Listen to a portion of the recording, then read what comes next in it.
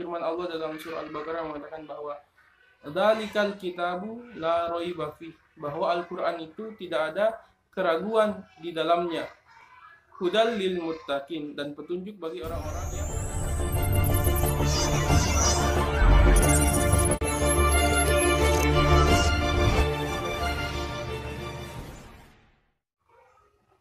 Assalamualaikum warahmatullahi wabarakatuh, teman-teman sekalian. Hari ini kita akan membahas tentang akhlak bermedia sosial. Ya, seperti biasa, teman-teman sekalian, dalam bermedia sosial, ya, kita pun harus memiliki akhlak. Dalam bermedia sosial kita pun harus memiliki etika dan adab dalam bermedia sosial. Pada kesempatan kali ini saya akan memberikan penjelasan, atau kita mau sharing pengetahuan tentang bagaimana sih akhlak kita di dalam bermedia sosial, teman-teman sekalian.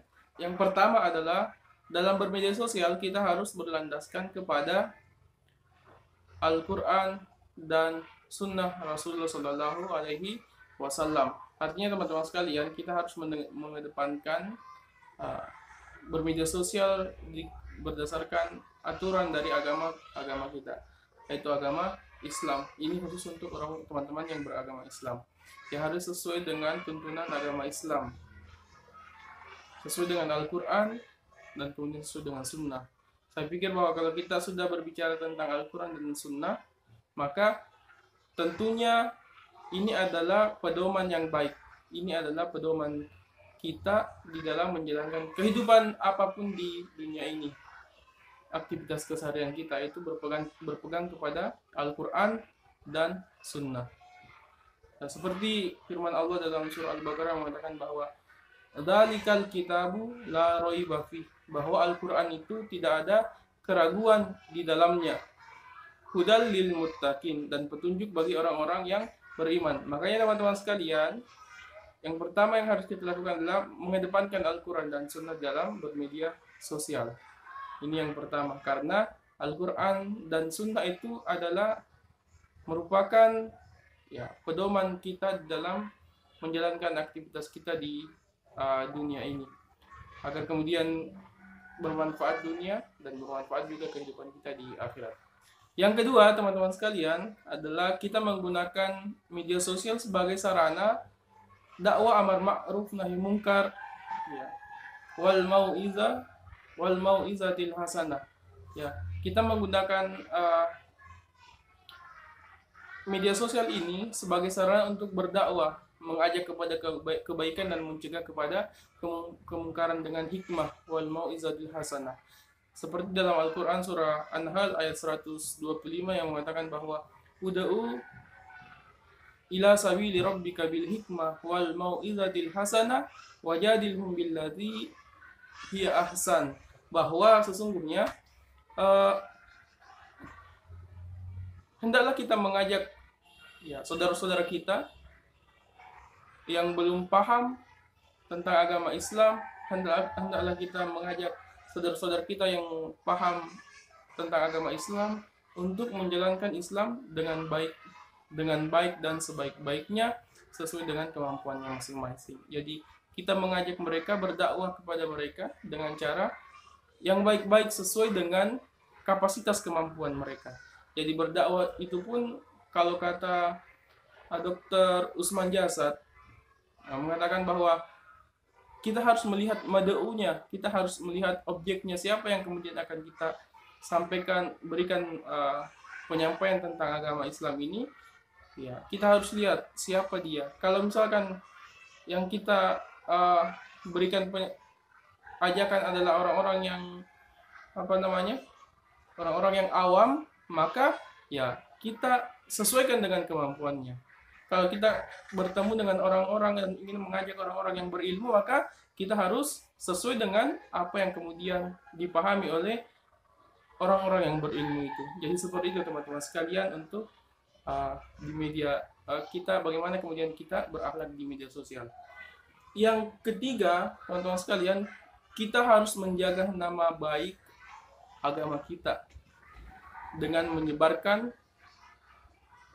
konten-konten yang positif. Jadi melalui media sosial kita harus menggambarkan bahwa Islam itu bukan agama yang radikal. Islam itu bukan pencipta terorisme. Islam itu bukan sarangnya terorisme. Seperti apa yang dikatakan oleh Abu Janda bahwa Islam itu teroris itu punya agama dan agamanya Islam. Itu sebenarnya sangat menyesatkan teman-teman sekalian. Sangat menyesatkan dan sangat menyakiti pribadi umat Islam, dan itu salah satu orang-orang yang tidak berakhlak dalam bermedia sosial. Karena mengapa? Menganggap bahwa teroris itu beragama Islam dan ajaran-ajaran Islam itu mengajarkan terorisme. Padahal sebenarnya tidak. Islam itu mencintai kedamaian, mencintai perdamaian, dan Islam itu rahmatan lil alamin, rahmat untuk semua. Jadi mengajak kepada kebaikan itu adalah tugasnya umat Islam, dan kemudian tidak mempermasalahkan orang yang di luar Islam. Ya. Seperti apa yang difirmankan Allah di dalam surah Al-Kafirun. Qul ya ayyuhal kafirun la a'budu ma ta'budun wa la antum a'biduna ma a'bud wa la ana 'abidun ma 'abadtum wa la antum 'abiduna ma a'bud lakum dinukum waliyadin. Jadi untukmu agamamu dan untuk agamaku. Artinya bahwa mari kita saling menjaga, saling bertoleransi, bahwa apa yang saya lakukan, ya saya lakukan sesuai dengan perintah agama saya, dan silakan lakukan dengan perintah agama teman-teman yang di luar dari agama Islam, tanpa saling mencederai, tanpa saling kemudian olok-mengolok, saling menghina satu sama lain. Seperti itu teman-teman sekalian. Ya, ada hal-hal yang harus teman-teman perhatikan. Ada beberapa hal yang harus teman-teman netizen perhatikan di dalam bermedia sosial. Yang pertama adalah jangan gibah, jangan fitnah, dan jangan kemudian menimbulkan status-status kebencian. Yang status-status kebencian yang kemudian menyebabkan permusuhan teman-teman sekalian. Kemudian jangan membuli. Jangan membuli saudara-saudara kita yang punya kekurangan. Ya, ketika dia punya kekurangan, maka kemudian ya kita harus menjadi orang-orang yang ya menutupi kelemahannya itu, kecuali dia betul secara terang-terangan ya membenci Islam dan mengolok-olok Islam dan lain sebagainya, maka bagi kita itu adalah sesuatu yang harus kemudian kita cegah dengan lisan kita atau dengan kemampuan yang kemudian kita punya. Dan selemah-lemah iman itu adalah kita doakan yang terbaik bagi dia agar kemudian dia kembali ke jalan yang benar. Dan jangan juga menyebarkan hal-hal yang negatif teman-teman, seperti misalkan hal yang bersifat pornografi, hal-hal yang bersifat kemudian kemaksiatan, yaitu sebaiknya dihindari teman-teman sekalian. Ya, karena ingat, apa yang kemudian kita tulis di media sosial, apa yang kemudian kita lakukan, perbuat di media sosial, apakah itu berupa video, tulisan, dan lain sebagainya, yang kemudian kita upload ke media sosial, itu akan menjadi pertanggungjawaban kita dunia dan akhirat teman-teman. Itu akan menjadi pertanggungjawaban kita di dunia dan akhirat. Makanya kemudian kita tidak boleh asal-asalan di dalam kemudian menuliskan apa yang ada di dalam media sosial kita itu teman-teman sekalian. Mudah-mudahan kita terhindar dari hal-hal yang seperti itu, dan yang kita tulis menjadi hal-hal yang berfaedah dan kita mendapatkan faedah dunia. Kemudian juga teman-teman sekalian, ya selanjutnya adalah jangan menyebarkan berita-berita hoax atau berita-berita hoax. Karena mengapa? Berita-berita hoax ini ketika menyebar akan, dan kemudian ternyata beritanya tidak benar, beritanya palsu dan lain sebagainya, ya akan berbalik kepada kita teman-teman sekalian. Dalam agama kita harus bertabayun terlebih dahulu sebelum kemudian kita menyebarkan informasi. Kita bertabayun sebelum kita menyebarkan informasi tentang media sosial ini teman-teman sekalian. Ya, saya berharap mudah-mudahan hal-hal yang seperti ini ya tidak kita lakukan, tidak kita sebar. Ketika misalkan memang ada informasi yang seperti itu, maka kita telusuri dulu secara mendalam.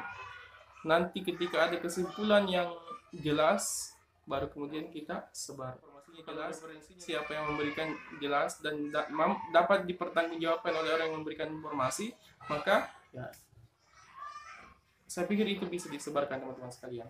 Sekarang tadi yang keempat, sekarang yang kelima adalah selanjutnya adalah menjadikan media sosial sebagai sarana atau sarana untuk bersilaturahim. Ya. Jadi media sosial itu dibuat agar kemudian kita bersilaturahim satu sama lain. Ya, bersilaturahim satu dengan yang lainnya. Yang ketika misalkan kita punya teman yang jauh, ya, melalui media sosial kita bisa bersilaturahim dengannya, yang jauh didekatkan, yang dekat semakin dieratkan. Ya, seperti itu teman-teman sekalian.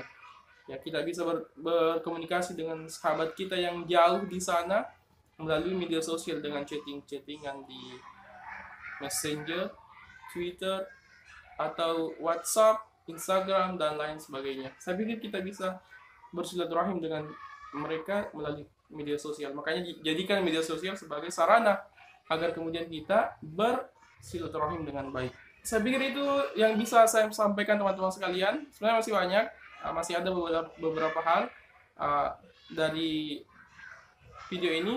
Ya, kita lanjutkan di video selanjutnya untuk membahas tentang akhlak bermedia sosial di part kedua.